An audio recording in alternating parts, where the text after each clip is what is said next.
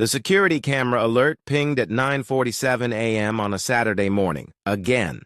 Marcus Chen, 42, a landscape architect who'd spent 15 years building his reputation on meticulous outdoor designs, watched through his kitchen window as his elderly neighbor stormed across the property line with her phone raised like a weapon. 3 months of this. 3 months of Patricia Wentworth's increasingly unhinged demands about his cat Winston, a placid orange tabby who spent his days lounging in sunbeams and occasionally wandering into neighboring yards. But today was different.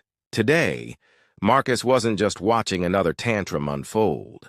He was ready to implement a solution so perfectly legal, so meticulously planned, that Patricia would wish she'd never learned his name. Before we dive into how Marcus turned suburban warfare into an art form, if you love stories where entitled neighbors finally meet their match and property rights are defended with surgical precision, hit that like button and subscribe. Now let's see exactly how a landscape architect used his professional expertise to redefine the term, "good fences make good neighbors." This is a story in 3 parts. The violation that pushed a reasonable man past his breaking point. The confrontation where a professional's expertise became a weapon. And the resolution where property lines were redrawn with devastating clarity. Marcus had endured 3 months of escalating harassment that would have broken most people. Patricia Wentworth, a retired real estate agent with too much time and an inflated sense of authority, had transformed from mildly annoying neighbor to full-blown antagonist.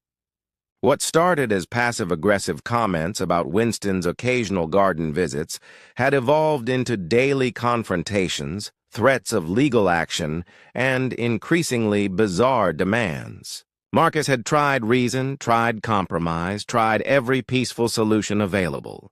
But Patricia had mistaken his patience for weakness, his professionalism for passivity. She had no idea that the quiet man next door had spent the last 2 weeks researching property surveys, municipal codes, and landscaping ordinances with the same precision he brought to million-dollar commercial projects. The confrontation would flip their power dynamic completely. Marcus had discovered something during his research, something that would make Patricia's demands not just unreasonable, but laughably ironic. The property line she'd been so aggressively defending wasn't where she thought it was, and the solution Marcus had designed would be visible from every window of her house, a constant reminder that expertise trumps entitlement every single time. He'd obtained permits, hired contractors, and prepared documentation that would make any legal challenge she attempted collapse before it began. The resolution would be swift, devastating, and entirely legal. Patricia would wake up one morning to find her world fundamentally altered, her view transformed, her property value implications suddenly very real. Other neighbors, silent witnesses to her months of tyranny, would finally speak up. And Marcus would demonstrate that sometimes justice doesn't require aggression or revenge. Sometimes it just requires knowing exactly where the property lines actually are, and having the professional skills to make those lines impossible to ignore. The aftermath would spread through the neighborhood like wildfire.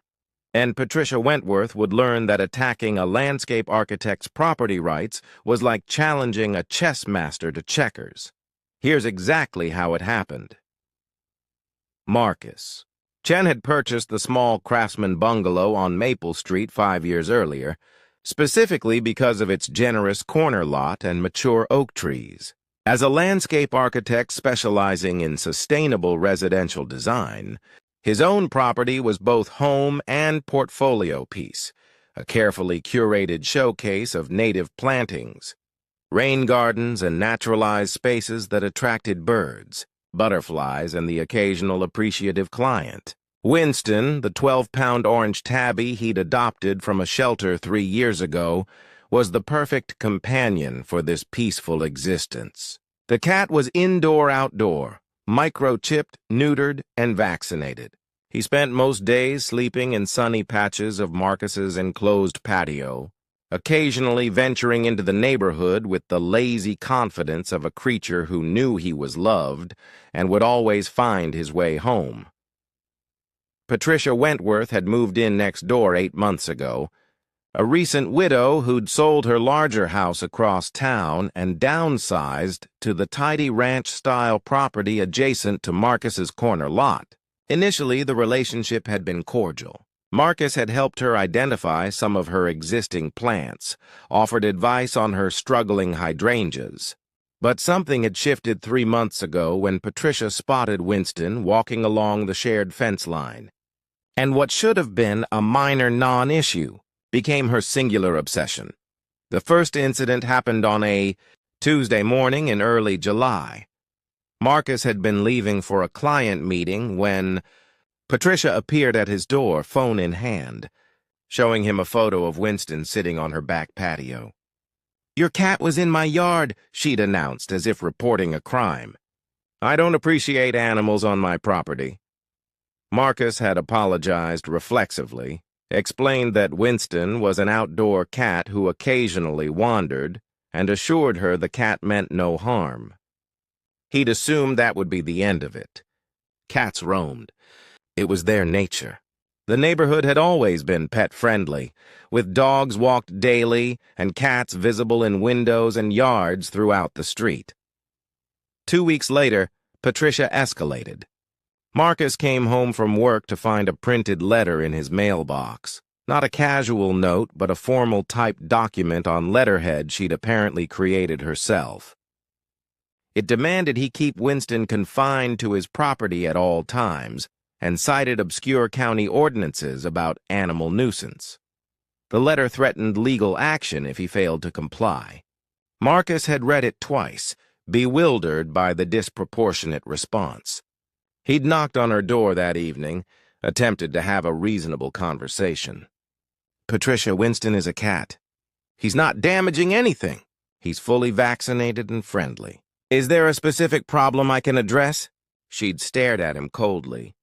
"The problem is your animal trespassing on my property. Either control it, or I'll have animal control do it for you." Marcus had walked away, frustrated but still committed to finding peaceful resolution. The third incident shattered any remaining goodwill. Marcus arrived home one evening in late July to find Winston sitting on his front porch, a bright orange reflective vest secured around his body with Velcro straps. Attached to the vest was a note. "Since you won't leash your cat, I'm helping. Keep him off my property." The humiliation burned, not just for him, but for his cat, who'd been caught and handled by someone with clear contempt. Marcus had gently removed the vest, checked Winston for injuries, and felt something harden inside him. Patricia hadn't just crossed a line. She'd put her hands on his pet, entered his property to return the cat, and done so with calculated cruelty designed to embarrass him. Marcus had called the non-emergency police line the next morning, explained the situation. The dispatcher had been sympathetic but unhelpful. "It's a civil matter, sir. Unless the cat is being harmed or she's threatening harm, there's not much we can do. Outdoor cats do sometimes cause neighbor disputes.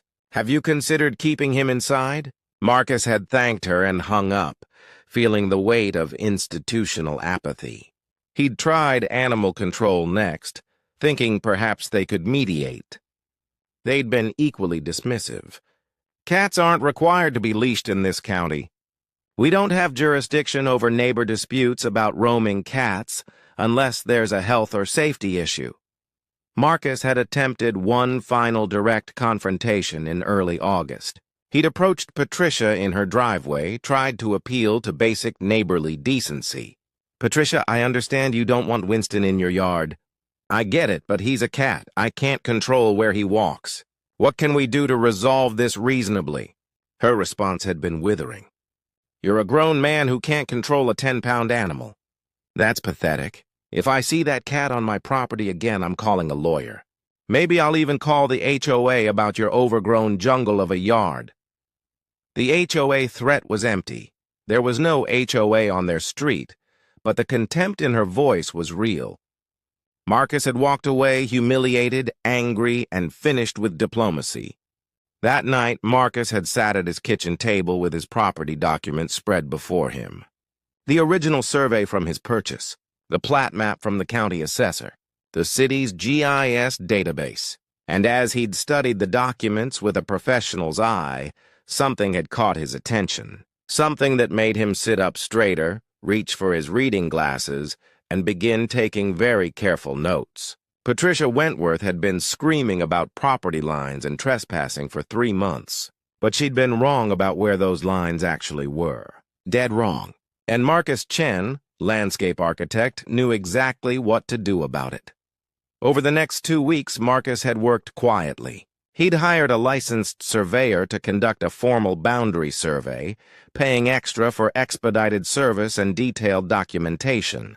He'd visited the city planning department, pulled permits, reviewed ordinances. He'd consulted with his attorney, not to threaten Patricia, but to ensure every step he took was bulletproof legal. And he'd designed something special, something that would solve his problem permanently while staying completely within his rights. On August 14th, everything was finally ready. The permits were approved, the materials were ordered, the contractors were scheduled, and Marcus Chen smiled for the first time in weeks, because justice was about to be served with professional precision. The confrontation began at 7:30 a.m. on a Monday morning when the commercial landscaping truck pulled up in front of Marcus's house, followed by a second truck loaded with materials. Marcus was waiting on his front porch with coffee, his surveyor's report in a folder on his lap, as the 6-man crew began unloading 8-foot fence panels, post-hole diggers, bags of concrete, and industrial equipment. He'd chosen this timing deliberately. Early enough to start work at the legal limit, late enough that Patricia would definitely be awake and watching. She appeared within 10 minutes, storming across her front lawn in a bathrobe, her face already red with fury. "What the hell is this?" she shouted, not even attempting civility. Marcus set down his coffee and stood, his expression calm, professional. "Good morning, Patricia. This is a fencing crew. I'm installing a privacy fence along my property line." The crew kept working, ignoring her as they'd been instructed to do. "You can't do this!" Patricia's voice climbed higher. You need my permission. This affects my property." Marcus's smile was thin and cold.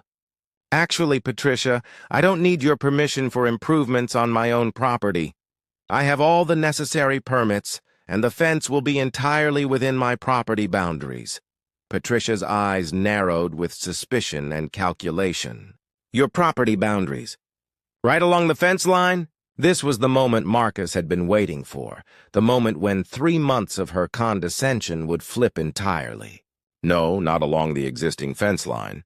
Along my actual property boundaries, according to the official survey I had conducted 2 weeks ago." He opened the folder, pulled out the surveyor's report with its detailed measurements and bright boundary markers clearly visible in the photographs. "You see, Patricia, the old fence between our properties, the one you've been referencing as the property line, was actually installed by the previous owner of your house about 15 years ago. And he installed it incorrectly." He watched her face as comprehension began to dawn, watched the confidence start to crack. The actual property line, as recorded in the county plat and confirmed by a licensed surveyor, is 3.5 feet into what you think is your backyard. Marcus let that sink in for a moment, savoring it. "That strip of land you've been calling your property, where you planted those rose bushes last month, where your garden shed sits, where you've been so concerned about my cat trespassing, that's actually my property. Has been for the entire 5 years I've owned this house. Has been since the original lot was surveyed in 1947. Patricia's mouth opened and closed, no sound emerging. The landscaping crew had begun marking the actual boundary line with stakes and bright orange string, and neighbors were starting to emerge from their houses, coffee cups in hand, watching the spectacle unfold. Marcus continued, his voice steady and professional, delivering information like he was presenting to a client. I have the county property records here. I have the original plat map. I have the surveyor's report with coordinates confirmed by GPS. And I have city permits to install an 8-foot privacy fence along the actual boundary line, with the finished side facing your property as required by code. He paused, watching her face cycle through disbelief, rage, and dawning horror as she calculated the implications. Now, Patricia, we have two paths forward. Option 1. You can accept reality, allow my crew to work without interference, and deal with the fact that your shed and landscaping are on my property. I'm willing to grant you an easement for the shed's current location, provided you agree in writing to drop this ridiculous campaign about my cat and accept that Winston has every right to walk on what is actually my property line. Marcus pulled out a second document, a simple agreement he'd had his attorney draft. Option 2, you can fight this. You can call the police, they'll confirm I have permits. You can call a lawyer, they'll tell you property surveys are definitive and you have no case. You can call the city, they'll confirm my permits are valid. And while you're making those calls, my crew will continue working because I have every legal right to fence my own property. But I should mention that if you choose confrontation, I'll be forced to address the fact that your shed and several of your landscaping features are encroaching on my property without permission, which technically makes you the trespasser. I could demand removal, charge you rent for land use, or file an encroachment claim. The landscaping crew had begun digging post holes, the rhythmic thud of the auger punctuating Marcus's words. Patricia looked from him to the crew to the survey report, her hands trembling. You can't. Her voice had lost its sharp edge, replaced by something approaching panic. My shed cost $2,000. The rose bushes, I just planted them. Marcus's expression didn't soften. Then perhaps you should have verified your property boundaries before making improvements. Or perhaps you should have been a reasonable neighbor instead of harassing me for 3 months about a cat walking on land that is legally mine. He held out the easement agreement. This is a one-time offer, Patricia. You sign this, acknowledge the actual property boundaries, agree to cease all harassment regarding my cat, and I'll grant you permission to keep your shed and plantings where they are. You'll agree that Winston has every right to walk anywhere on my property, including that 3.5-foot strip you thought was yours. And we'll coexist as neighbors who respect boundaries, both legal and personal. Patricia's hand shook as she took the document, her eyes scanning the text. If I don't sign? Marcus's smile was cold. Then I enforce my full property rights. The shed comes down. Your plants get relocated at your expense. And I still build my fence because, again, it's my property. Your choice, Patricia. But decide quickly. My crew is on the clock. The sound of the first fence post being set into concrete echoed through the morning air. Patricia looked at the workers, looked at the survey map with its damning coordinates, looked at the neighbors watching from their porches, and something broke in her expression, the entitled fury collapsing into defeated resignation. I'll sign, she whispered. Marcus handed her a pen. Initial each page, signature at the bottom, date it today's date. He watched her sign with grim satisfaction. This woman who'd spent 3 months acting like she owned the neighborhood, now forced to acknowledge she didn't even own the land she'd been defending. When she finished, Marcus took the document, provided her with a copy, and nodded to his crew. Gentlemen, continue. Patricia walked back to her house without another word, her bathrobe dragging in the dew-wet grass as the first 8-foot fence panel went up along the true property line. The fence installation took 3 days, and Marcus made sure to be visible throughout. He brought the crew cold drinks, inspected their work with professional attention to detail, and chatted pleasantly with neighbors who stopped by with questions. The structure was beautiful. Cedar privacy panels with decorative post caps, the finished side facing Patricia's property as code required, stained a rich honey tone that complemented both houses. And it sat exactly 3.5 feet into what Patricia had believed was her yard, an 8-foot-tall monument to the importance of knowing exactly where your property ends and your neighbor's begins. On the second day, something unexpected happened. Marcus was reviewing the crew's progress when his neighbor from across the street, Robert Martinez, approached with a manila folder. "Marcus, I need to show you something. I've been wanting to say this for weeks, but I was honestly intimidated by Patricia." He opened the folder, revealed photos time-stamped over the past 2 months. "She's been leaving rat poison pellets along the fence line. I watched her do it 3 times. I'm pretty sure she was trying to poison Winston." Marcus felt cold rage wash over him, but kept his voice level. "Do you have these dated and documented?" Robert nodded. "Photos, dates, times. I was going to report her myself, but I wasn't sure who to call. Animal Control said they needed proof." Marcus thanked him, made copies of the photos, and walked directly to Patricia's front door with his phone recording. When she answered, he held up the photos. "Robert Martinez documented you leaving poison along the fence line. Intentional poisoning of animals is a criminal offense in this county, Patricia. It's also grounds for invalidating our easement agreement." Her face went white. "I wasn't. Those were for rats."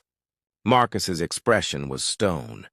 "Rats that conveniently appear exactly where my cat walks. Your story won't hold up, and we both know it. Here's what's going to happen.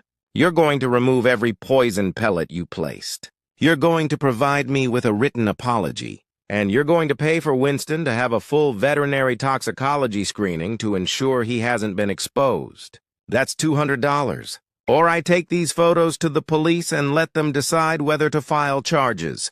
Patricia had sagged against her doorframe, all her fight finally gone.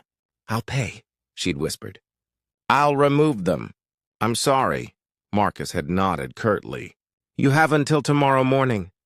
The money goes into an envelope in my mailbox. The written apology gets sent to my email. And Patricia, if I ever see you near my property or my cat again, the police report gets filed regardless. Do we understand each other?" She'd nodded, tears running down her face, and closed the door. Marcus had walked back to his yard where Winston sat in a sunny patch near the new fence, grooming his paws with complete indifference to the drama he'd inspired. The fence was completed on Wednesday afternoon. The crew cleaned up, disposed of debris, and handed Marcus final documentation and warranty information. Standing in his backyard, Marcus could see exactly 3.5 feet of Patricia's yard, now clearly delineated as his property, the fence creating a private corridor that was legally, undeniably his. Patricia's shed sat just inches from the new fence, her rose bushes technically on his land under his grace. And Winston, oblivious to property law but supremely confident in his right to exist, stretched out along the fence line in a patch of afternoon sun. The aftermath spread through the neighborhood over the following weeks. Robert Martinez told other neighbors about the poison pellets. Someone posted about the situation in the neighborhood Facebook group, nothing identifying, just a cautionary tale about verifying property lines before making accusations. Other neighbors approached Marcus privately with their own Patricia stories. Aggressive letters about parking, complaints about lawn maintenance, threats over holiday decorations. She'd been terrorizing the block for months, and everyone had been too intimidated to push back. Patricia's house went up for sale 6 weeks later. The listing mentioned motivated seller and priced the house below market value. Marcus heard through Robert that she was moving to a condo community, with strict rules and regulations, somewhere. Her desire to control others would be channeled through proper HOA procedures rather than personal vendettas. The property sold within a month to a young couple with 2 kids and a golden retriever. They introduced themselves to Marcus before closing. Mentioned they'd heard there might have been some neighbor drama, and seemed relieved when he assured them it had been resolved. 2 months after the fence went up, Marcus sat on his back patio on a cool October evening, a glass of wine in hand, watching the sunset paint his garden gold. The new fence had weathered beautifully, the cedar silvering slightly in a way that would only improve with time. His rain garden was thick with autumn asters attracting late-season butterflies. The oak trees were beginning to turn, leaves catching fire with color, and Winston was curled in his lap, purring with the deep contentment of a cat who'd never known he was at the center of suburban warfare. Marcus thought about those 3 months of harassment, the humiliation of having his pet treated like a criminal, the dismissive responses from authorities who couldn't be bothered with neighbor disputes. He thought about Patricia's entitled fury, her absolute conviction that her preferences outweighed established property rights and common decency, and he thought about the look on her face when she realized the land she'd been defending so viciously had never been hers to defend. There was a lesson in all of it, something about the difference between loudness and power, between demands and rights. Patricia had assumed that aggressive certainty was the same as being correct. She'd learned, painfully, that property law doesn't care about your feelings. Marcus had learned something, too, that sometimes justice doesn't come from authorities or mediation or finding the perfect words to diffuse conflict. Sometimes justice comes from doing your research, knowing your rights, and executing a plan with professional precision. He hadn't raised his voice, hadn't made threats, hadn't stooped to her level. He'd simply established the truth with documentation and built a fence along the line where his property ended and the world's began. And as he sat there in the peace he'd fought to reclaim, watching his cat sleep and his garden thrive, Marcus smiled. Because justice, whether delivered with a gavel or a surveyor's report, was equally satisfying. Across the country in Portland, Oregon, retired civil engineer, Margaret O'Sullivan was reviewing her water bill when she noticed something odd. Her usage had doubled over the past 3 months, despite her living alone and being mindful of conservation. She checked her meter, then checked her neighbor's sprinkler system, and discovered a minor plumbing adjustment that was routing his irrigation through her line. When she mentioned it, he'd laughed and said she should be grateful his lawn made the block look nice. Margaret smiled, the same smile that once preceded damn. Inspection reports that shut down construction, projects, and pulled out her collection of municipal water codes and her direct line to the city utilities director. "Please keep watering," she said quietly. "I'd love to see how this plays out when they audit your connection." The neighbor's smile faltered. "But that's a story for another time."